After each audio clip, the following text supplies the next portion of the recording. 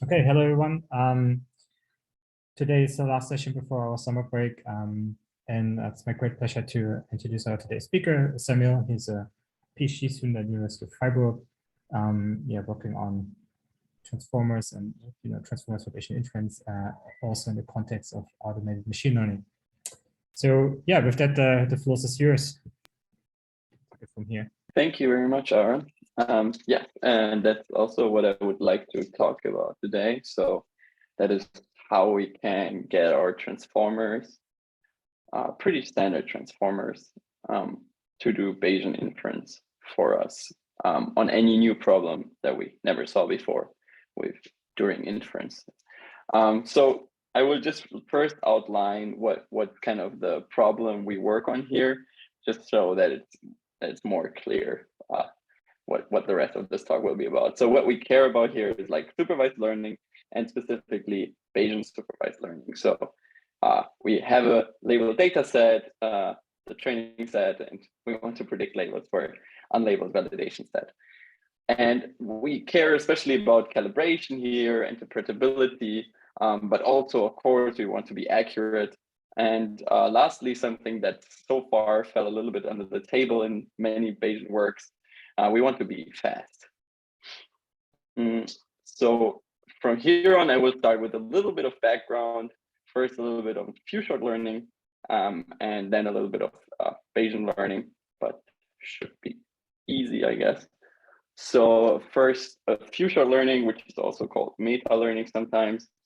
I don't know, probably many of you know it already. I'll still explain it very quickly. The idea is that we learn on one level higher. So we're not given just a data set of images with labels, but we're given a data set or a set of data sets. So we're given many different data sets with classification tasks in this case. So here we're given, for example, a cats versus birds classification data set or a flowers versus spikes classification data set. And the idea is now that an algorithm learns to learn or learns to classify here for a new unseen data set. And that would be here the dog versus otter data set on the right, never seen during training. And the idea now is that it learned how to classify objects and can do so really fast now. That's the few-shot part. We can classify objects, of course, already with standard neural networks, but the idea is that you learn to do it better by having available this set of other data sets that look similar. And we call this first phase the meta training phase. So the meta training is on these many data sets. And then we have a second phase, the meta testing. And that is where we try this out on never seen data sets before. And we can formalize this as like during meta training, we have a set of data sets available, which I call D1 and D2 and so on here, each consisting of pairs of inputs and outputs. And then we have validation set there as well. Here, one validation example only, but it could be a set as well. We have the same for meta testing, just a data set as well as validation sets. And what we care about here, like if we look at all these, what's the thing that is predicted? And what is predicted here is only this white test. So the rest of these is used for training, but all that is predicted here is the white test. That's the special thing. We just learn from the left how to predict, and we predict only on the right. Is this clear how like what few-shot learning is in general? Cool. And I guess since we're so few, yeah, you can easily interrupt me and just won't like cause me to hesitate or anything. So don't hesitate to interrupt me, please. The other background that I guess relevant is Bayesian inference, especially for supervised learning.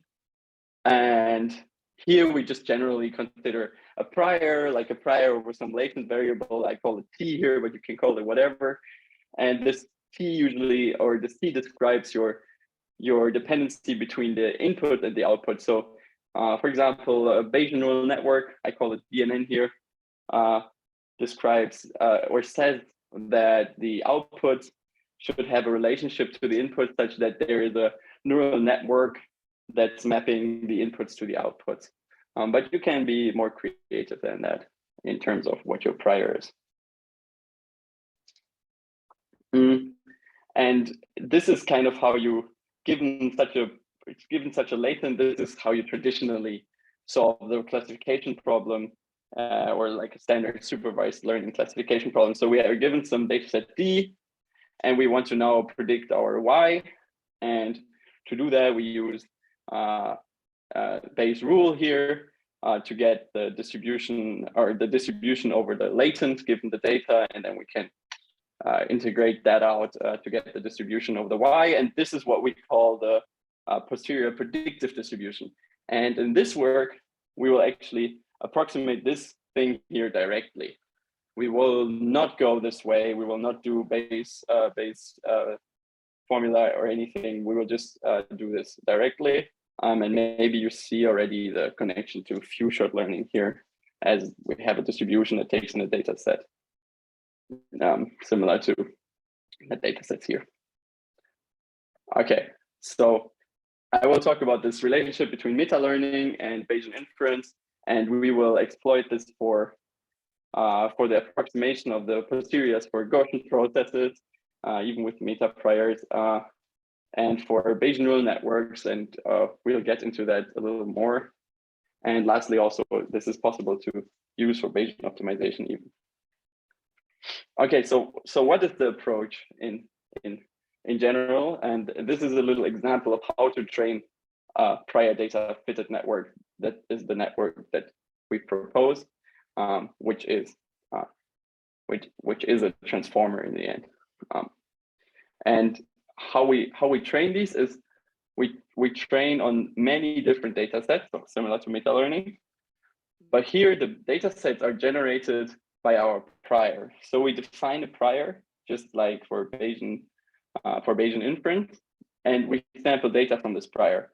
So you can imagine a GP prior, for example, and this is where this data actually comes from as well. So this is data that we sampled from a GP prior, and this way we generate data sets. So these are our XY pairs. This is the x-axis, this is the y. So we want to label the cross here, given the blue dots, and we want to label the y of this cross. And we generate data sets like this, artificial data sets, as many as we want. It's usually in the millions. And train our transformer or our PFN to predict this holdout example correctly. So it learns to, it does meta learning, or it does few shot learning, but on data that comes from a prior. And what is so cool about this is if we have now real data that comes, let's say this is the function, what could this be? The altitude of some hilly region here, and we want to predict the altitude for the 0.0, 0.8 here. All we have to do is feed this data to our PFN, and it will spit out not only like a mean expectation, but a mean prediction, but it will spit out a distribution over what is likely to be the mean. So it will spit out the posterior or the posterior predictive distribution for this particular prior that we chose to train on. So actually, quick question here. Could you go back to this plot? So, so training and testing. So you test them on the same functions that you use during training, but just different data points? Okay. No, you generate, so if you say testing, you mean meta testing, I assume.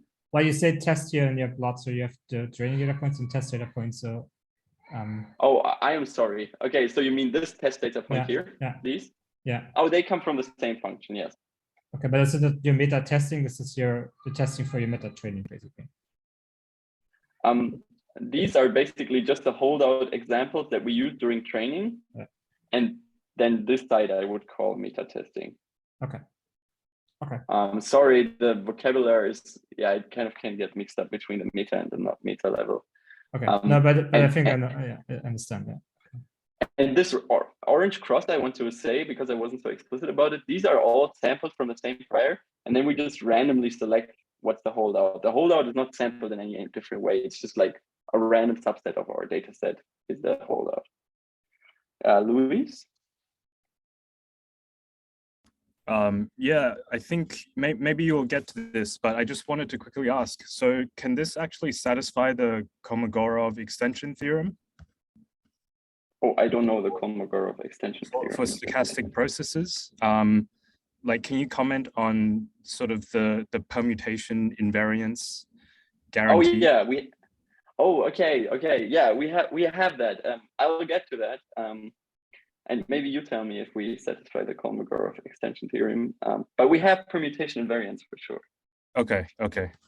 I'll just wait and listen then. Yeah, it comes in like 3 slides or so, the architecture. Cool. Yeah, so maybe this is now easy for you because the questions were already quite advanced. But I will just say once again, like written out in formulas, what we do. We sample data sets from, here I call it PD, but we sample from our prior in some way. We sample these data sets, so this could be a GP prior or a Bayesian neural network prior, something like that. We sample a lot of these data sets. This uppercase K here is in our experiments usually something like a few million. So we sample a lot of these data sets because it's super cheap to sample them. We can just do that over and over and over again. And then we train our PFN with just the very normal negative log likelihood or cross entropy loss on these data sets or on the holdout part of these data sets. And what we get out there is an approximation to the true posterior predictive distribution. So to the Bayesian posterior predictive distribution that one cares about if one has this prior, one wants this distribution. And we actually get an approximation to that on data that comes from the real world. So not feeding in the same data again or so, but like unseen data that the network never saw before. So what we have here is a network that will do a form of Bayesian prediction, or that will do an approximation of Bayesian prediction as a forward path. So you just give it the data and the holdout examples, and it will do Bayesian prediction for you.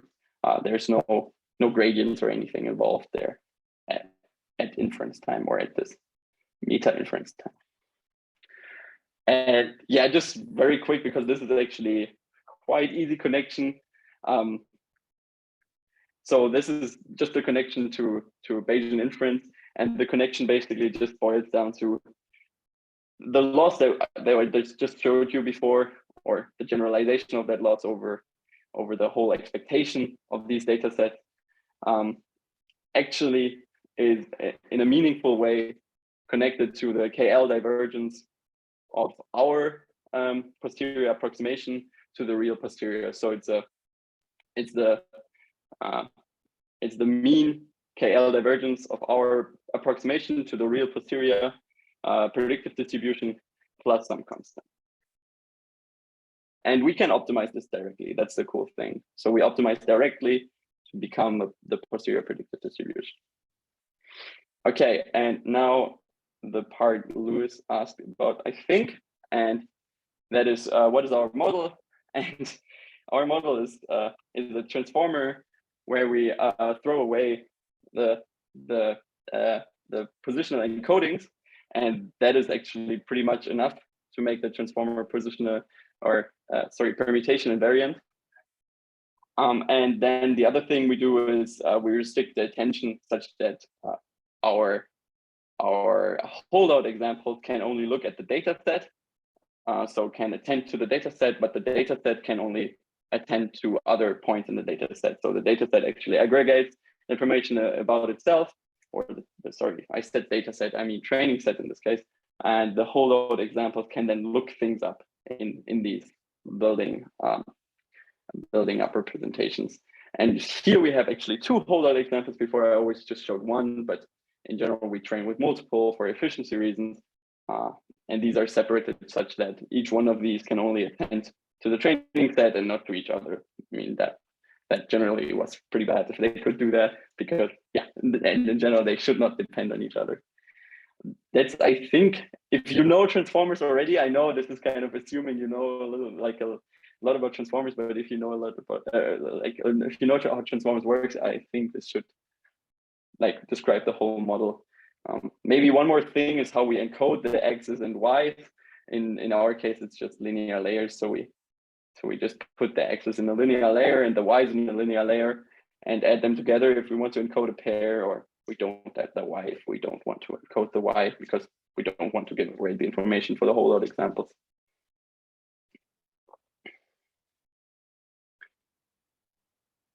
So one thing that is missing in what I described here is how exactly this distribution up here works. So I just say, yeah, what comes out here will be this posterior distribution, but I didn't explain how. And the traditional way would be to predict something like a Gaussian here, some normal distribution, predict the mean and the variance. We tried that and it didn't work. And what worked much better was like a discretization of the space. So this is our space we care about predictions in. So we want to predict things that lie within, let's say -3 up to 3. And what we do now is we discretize the space into little buckets and put a softmax in front. So we just classify basically things are either, or we classify things to be in one of these buckets. This is something that just worked out of the box pretty much, and you don't need to tune very much. Usually 1,000 buckets is a good number. This has a problem though, because if you don't know this property for your prior, so sometimes maybe a point lies here, like below -3, you get like a -infinity loss, which would be bad. So a very simple hack to have good losses. It's just to replace the site with like half normals. So now we actually have support for -infinity to +infinity. Have support everywhere. Are there questions about the model? Because then we could already start into the experiments next. Yeah, so actually this slide I haven't fully understood. So basically, instead of predicting the mean and the variance, you predict quantiles or something like the quantiles? Yeah, instead of predicting a mean and the variance, we basically we have a softmax in the end, and we predict in which one of these buckets our y will land. So these are the first bucket goes from -3 to -1.5, for example, and then we give it a probability and say 0.1 likelihood that we land in this bucket. I see. So okay, so basically make it a classification problem. But exactly. Why not predicting quantiles? So why not what? Predicting the quantile. So I didn't really think about this. So you mean like predicting the borders of these quantile, or are the quantile in the distribution, or yeah, exactly. Say okay, this data point. Yeah, exactly. No, the quantile regression. So. I mean, the point is to make it a classification problem, right? Because transformers are good at that, right, Sam? Yeah, for sure. I mean, okay, I think still one could probably do like 0 to 1 and then the bars again, but okay, that's probably not what you mean. Yeah, I didn't try the quantile, but I had the feeling that the regression head works much worse with transformers, or with neural networks, maybe even in general. No, that's too much of a claim. That's used in many places, but with transformers, it seemed to work much worse. You could still make it a classification problem, but it just sense they predict, okay, this point is like within the 10% quantile, the 20% quantile, and some percentile. Yeah, for sure you can. And we kind of do that actually in a way, because how we define these bars is we take a big sample from our prior, and now we create bars for every quantile. So for every 1 percentile quantile, we have 1 bar. So we will have, for a normal, just like for a Gaussian process prior, for example, we have smaller bars in the center. I see. And wider on the sides. So we kind of do quantile prediction, I guess. Okay, I see. Yeah. Okay. And as a remark here, I think it would be a really interesting project, if anyone is interested in this, to look into whether we can just in general do regression like this, and whether in general this is a good idea to do regression like this with neural networks, because sometimes we tried regression with neural networks and it didn't work all that well. And yeah, this could be a generic approach for just how to do regression with neural nets. But yeah, we haven't looked into it. If someone would like to do that, maybe together, that'd be great. Get in touch. Yeah. Okay, so any more questions? Can I ask just a quick question? Do you have any insight on, let's say, at a finite collection of test points, do you have any insight about what the marginal looks like? Because, you know, in Gaussian processes, we have these guarantees about the marginal distribution at a finite collection. They're jointly Gaussian. Is that even kind of a useful thing to think about in this setting? And if so, do you have any insight on what those things look like? So you mean the joint distribution of multiple points? Yeah, exactly. So the joint distribution at a finite collection of points will always be a multivariate Gaussian, right? In the case, by definition, in the case of Gaussian processes. Yeah, Just we actually yeah, don't like have at least any guarantees empirically. like this. Okay. I mean, I didn't look into the joint distributions, I have to say, so I can't really tell you much about this. We can say that each of these distributions looks very much like a Gaussian. So if you like plot the distribution, they will match pretty exactly, but just like by eye, because I mean, in the end, one is like bars and the other is like a continuous line. But for the joints, I don't know. I guess empirically, you could calculate the covariances at any pair of points, and you can kind of see how it's distributed. I think that would be kind of interesting. And I would think it would look like a Gaussian thing just because the prior you're learning from is Gaussian. Another quick question I had is in the context of like marginal likelihood, just tuning the hyperparameters as you would in a traditional GP. Like, do you consider when you're drawing your prior data sets different length scales or kernel amplitudes, variances, things like this, or do you just keep it fixed? And does that actually then, from learning from that prior, does that actually generalize well? Yeah, we'll get to that. We do a lot of that. So we do a lot of this, like mixing different prior hyperparameters. Right. And but we'll get to that in the experiment. Okay, cool. Thanks. But maybe to answer Luis's first question first. So I do think we know what the marginals look like. They look pretty much exactly like what we would expect with a true posterior distribution. So if we train on a prior that comes from a GP, then, well, our predictions will look pretty much exactly like a Gaussian because, well, that's a KL divergence we're optimizing between these two distributions. The joint of multiple predictions, well, actually that will look very different. We're just not going to predict any cross correlations here. Because that's what Sam said, we predict independently for X4 and for X5. If you want to join, then you would have to predict for X4, put it into the training data, do another forward prop, and get the prediction for X5. And then I would expect that we get pretty nice joined Gaussians, but that we haven't tried yet. I see. Gotcha. Thanks.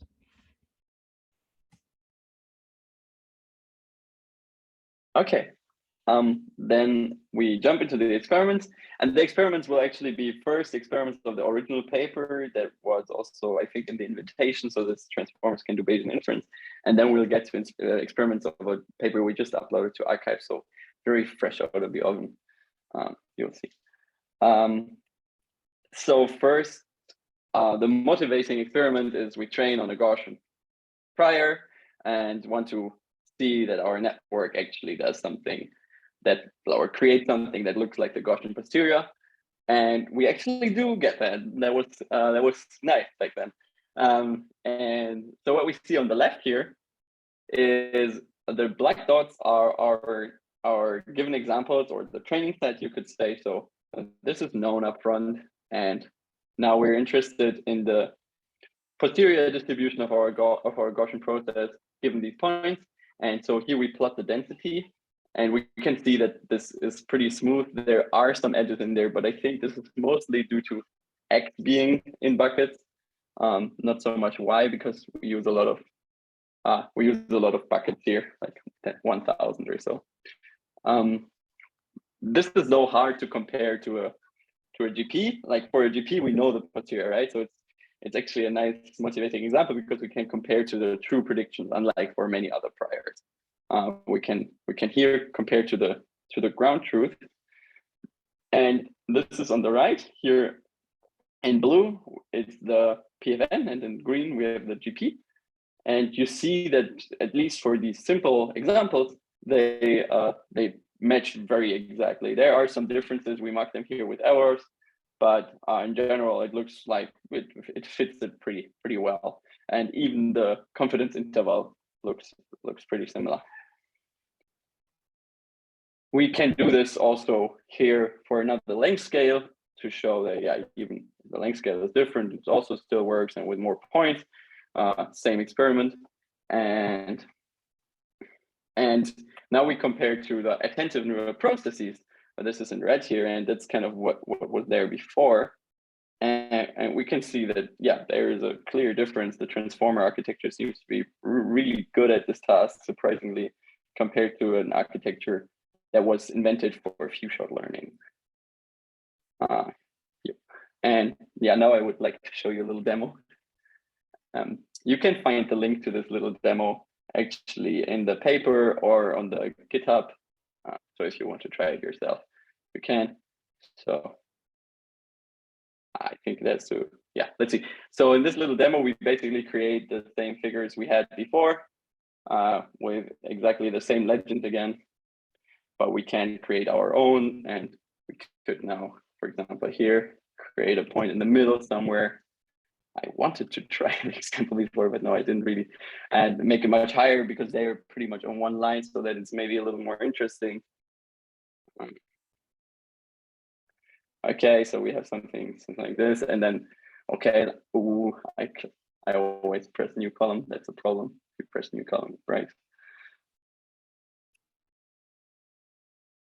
What did I type here? 0.9, and now a new row, and now you can do 0.6, and we can see, like, if we make it more extreme, it will be harder for the network. That's fine, I hope. Let's see what this, so it should have like a steep descent. Let's see if it still can model it. It still can model it, but you can see that there are more arrows than before, I would say, for sure. And you can, like, this is due to being much more out of the distribution than in like the first example. But yeah, you can play around with this demo if you like as well. Yeah, Frank posted the link. Very nice. Cool. Let's go back to the presentation.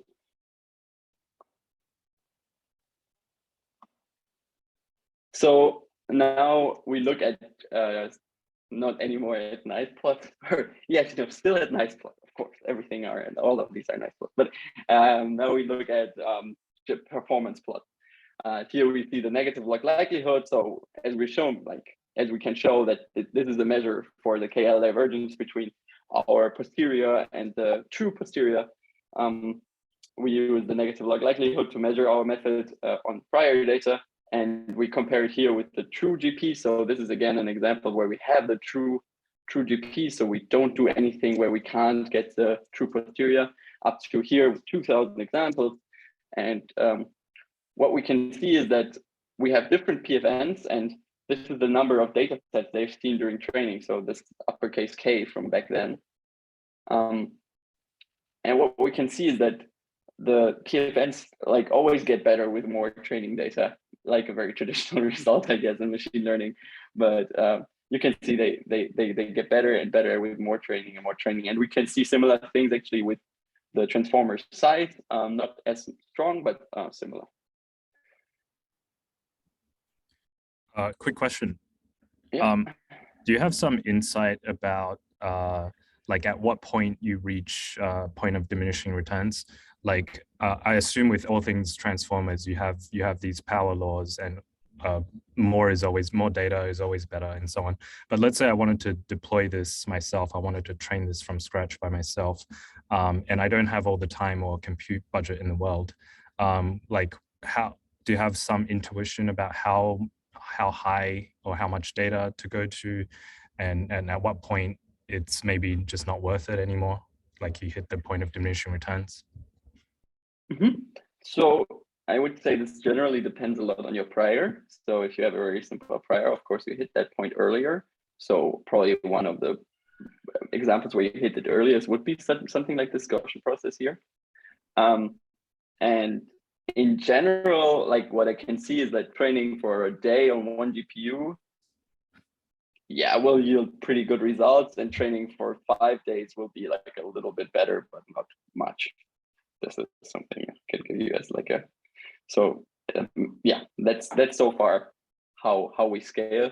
We hope we find some way to make better use of more compute, but I think so far, like after 1 day, or yeah, we spent sometimes 5 days on the training, but for this first paper, it was only 1 day. And generally, this is also where it doesn't get much better. And just a quick question on the GP prior that you use to generate the data sets. Like, do you just always have, you uniformly sample a fixed number of input, like observed input points, and then just one test point? And you just do it domain? Or does this vary?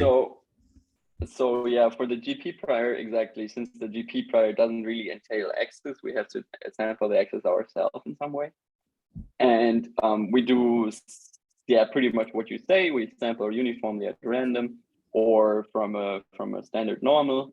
And what we do though is that what is important is to train for different numbers of data points, because you want to generalize them among different data set sizes. And so we sample uniformly at random how many examples are training set and how many are test set. Okay. And do you do this for higher dimensions, or is it just the one-dimensional problem that I'm sorry, this is missing here, but this is, for example, for 5 dimensions, this plot. We do it for high dimensions as well. Yeah, we go, I think our largest experiment had like close to 800 dimensions, like 784. Okay, we use this same strategy. So do you use a fixed kernel for your GP prior, or do you use different types of kernel, different length scales, noise, and so on?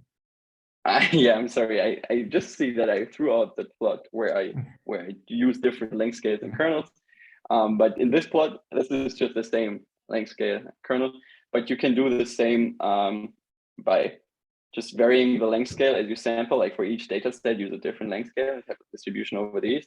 And we did that as well. So the so-called hyper priors in the literature, and that works as well. But we don't have the nice baseline then anymore, because there's no easy way to get the correct posterior.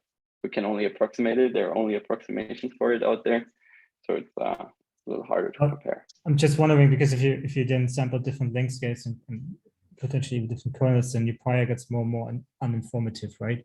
And then it's, yeah, what is your model to learn, right? In the extreme case, you have like a super uninformative prior, and then your model is not going to help anymore, because it just models yeah, for sure. That's the trade-off. There's some sweet spot here. Yeah, you don't want to make it too broad, but so far, yeah, generally so far we saw making it broader can help in many applications.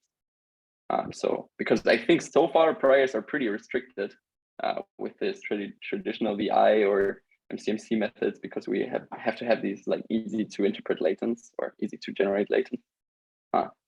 We don't need these anymore. Cool. Yeah, so this is since we talked about it, this is a Bayesian NN, or no, we didn't really talk about it.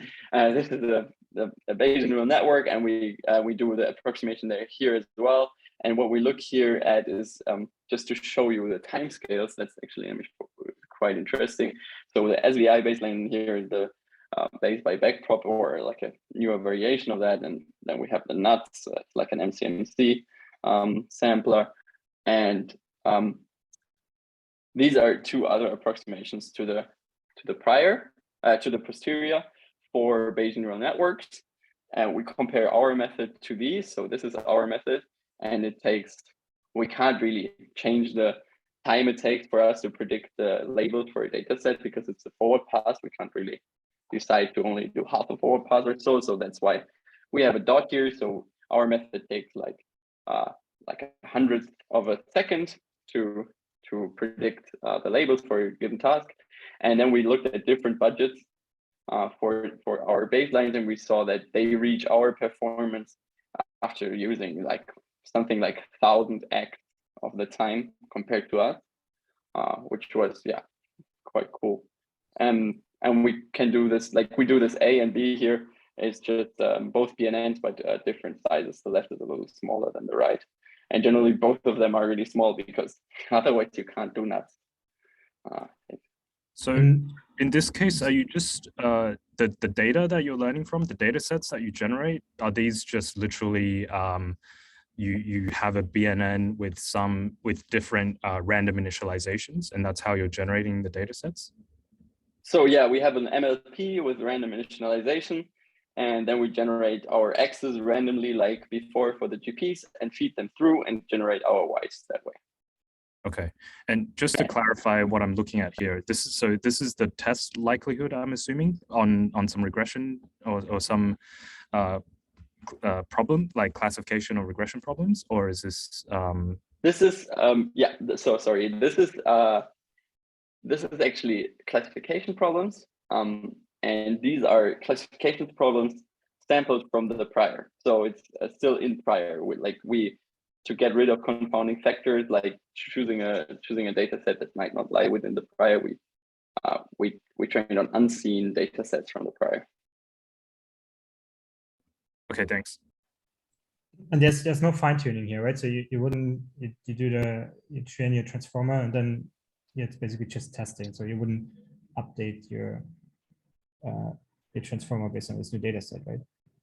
No, yeah, the weights stay the same. It's one training and then only feed forward. Okay. No, feed forward is the wrong word. Forward path. So okay. Here a little lookout. It's actually It just to show you, this is the average regret, and we compare here. The GP here is we do Bayesian optimization in this plot, and we compare to a GP that uses MLE2. So that's kind of the standard approach right now in Bayesian optimization to approximate these hyper prior GPs, and we compare our PFN against that and against random search, and we train our PFN on the exact same prior the GP has. So the expectation would be that they should be similar because it's two similar approximations to the same problem. And this is only for like up to 15 trials, so relatively small examples. And both use EI, so we can actually use EI on top of our PFN. So that's expected improvement, like one specific acquisition function. And what we could see there is that our method performs actually very similar to the GP. And the cool thing now is, now you can get creative and build new priors that are not possible with a GP to even beat it. And that's what I'm working on right now, actually. Then the last part, we're already at 42, but I guess we don't really need discussion up there. The last part is the tab PFN. So that's the paper we just submitted and also just uploaded to arXiv. And that is basically one PFN. So one of these prior data fitted networks, one transformer, one could also say, in which we train a full AutoML method. So we want to make this one thing be good at tabular AutoML in our case, like AutoML and tabular data sets. And what's cool about this is that makes AutoML pretty much instant. Our method performs comparably to like state-of-the-art AutoML methods. that get 5 minutes of time while we only take a second. And this simplifies AutoML, at least from the view of a deep learner, from the viewpoint of a deep learner, because before you had a setup like this, for example, where we have some meta learning, some Bayesian optimization, et cetera, which is all replaced now by a single neural network plus some preprocessing. I've said that, but preprocessing is something like normalizing data, so I hope that's allowed. And one caveat here I want to give up front is that we looked mostly at small data, or we looked at small data sets. So we care only about data sets up to 1,000 examples. Okay, so now let's talk about the priors. So as I said before, you can get creative with these priors because we just have to be able to sample data sets from them. So what is even a prior? I mean, you can also call it like a simulation of a real data set or so. And here we just like started from scratch. We want to be able to yield a transformer that's just good at classification on tabular data sets. So yeah, of course we want it to be simple. So we thought like always we should have something in there that like forces our latents or whatever the latent is to represent simple solutions that can be described with few words. And where we took inspiration is from the Bayesian NNs. So on the left here, that's the standard Bayesian NN. So how we talked about it with Luis, where we just like during training we just sample the Bayesian, we just sample the weights from a standard initialization, and now feed random data through it to generate Ys, and this is now our data set, one data set. And what we can do then on top of that is what we call the NAS, but only in quotation marks, the NAS part, and that is we can actually sample the architecture as well. So we build a posterior over different architectures, not only a single architecture like in normal Bayesian NNs, but multiple architectures, so that it basically chooses the architecture that's most likely, or we have like an ensemble over architectures. And that was though in the earlier paper. Now in the new PFN paper, we took that one step further and looked at structural causal models, which can give some nice build-up, I think, for our prior. And how they work is basically, these are pretty much pruned, or yeah, I guess for you, these are pruned Bayesian neural networks, and now we just change where the input is and where the outputs are. The outputs and the inputs don't have to be at the beginning or the end anymore. We have random inputs. These are like these epsilons here. These epsilons. And like if I say input now, I mean input to the neural network. But our inputs that we feed to the transformer then later, to the PFN then later, can, for example, be here at the output node. It doesn't really matter where they are, or the Y can actually influence the X, like the X can come from the Y, so it could be before. So they're basically just at random points in this graph, and the intuition comes from these are called the links. So these like the arrows boil down to weighted sums then, and we think of these as like the causing links for the next thing, and this way we can generate graphs with like few causing links and generate data that, at least for us, look very much like real data. There's a lot of action in the chat today. Okay, Frank answered. That's good. Well, in the end, you could refer to it, but maybe let's push it to okay. Okay. And yeah, so what I mean with it looks like real data, these are the covariance matrices of a real data set that we found in our benchmark compared to a data set that we generated, and we see these covariance matrices, they actually look pretty much the same, build clusters and have other parts that are really not very correlated. It's similar in a way. So here it's on the right, it's synthetic data, and on the left we have the real data. Cool, I hope it's kind of clear what this prior is all about.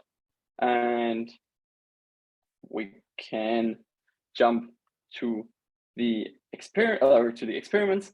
And what we did for experiments, we have like one main experiment here, and that is based on the OpenML CC18 suite. So we didn't want to cherry pick our tabular data sets because I think that actually happens pretty easily. There are many available and it's not clear which one is the ImageNet of tabular data sets. So it can happen easily that you cherry pick. That's why we use the benchmark that's out there. And as I said before, we restricted ourselves to only 1,000 examples. So from this benchmark, we threw away all the data sets that have over 1,000 training examples. And we were left with like around 2/3 of the data sets from this benchmark. So this was still around 30 data sets, I think, or so, that we had in the end. And here we compared to like a few of the modern AutoML frameworks, as well as to boosted trees and very simple methods like DPs and logistic regression and k-nearest neighbors. And what we look at here is in each plot we have on the x-axis we have the time. So how much time does it take to get results on a data set on average for these real-world data sets that we have from the OpenML CC18 benchmark, and what performance do we get in that time? So on the very left we have the rock aug for these like the average of the rock augs for these different data sets, and we can see we're here on the very far left, and we get comparable results only like after like 100x time or so by methods like AutoScaler2 and AutoGluon.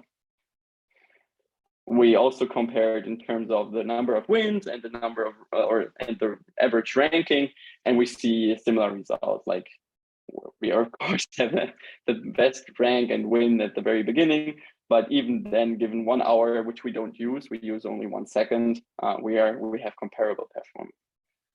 So how long did it take to train the transformer for those benchmarks? This particular transformer was trained for 1 day on 8 GPUs.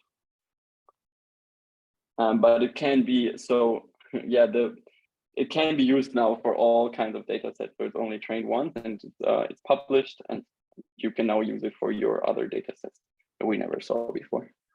I guess you would, the comparable question would be, how long did it take to develop AutoScaler2? And I guess it's a couple of years. So it's really a one-time training as part of algorithm development. And when we come up with a new prior, then that's sort of like coming up with a new framework. Right, but I mean, okay, I think that's out of scope of this paper, and maybe also a bit besides the point. But a fair comparison would be maybe, you know, how would AutoML with transfer learning work here, right? So but there's no transfer. It's just running on artificial data. Yeah, okay, fair enough. Training on. Okay, fair. I see. Yeah. It never saw a real tabular data set before. Okay, yeah, I see your point. Yeah, true. Okay, then as a last cherry, like a last little cool thing that we don't really understand though, is we then tried it later with longer data sets, so data sets that have more training examples than we ever considered during training, because like I said before, we sample these artificial data sets during training, and in this case, we sampled data sets of the length 1024, we always sampled. So it should learn to be able to predict for everything smaller or equal to 1024 examples, but we let it run on larger data sets from the AutoML benchmark, and it actually, funnily, still generalized and could gain improvements after the point. So it can somehow generalize and make use of larger data sets it never saw during training, which is, I guess, a quite interesting feature of transformers. Okay, and now this is the final slide already, and that's the lookout and what one could use this for, and what's still out there. And the first thing, of course, the Bayesian optimization, which we work on, and then of course larger data sets is important. I said we always restrict ourselves to 1,000 examples, and as you know, training a transformer with very long sequences can be a problem, and that's why we restrict ourselves to something like that. But we're working on, or making it larger. And also, if you're interested, reach out. And then there's this creative thing of inventing new priors, and what priors really describe the world really well.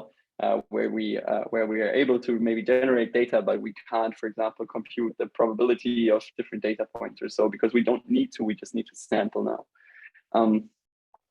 And yeah, other things are the parametric posterior approximation, which would be pretty much simulation-based inference.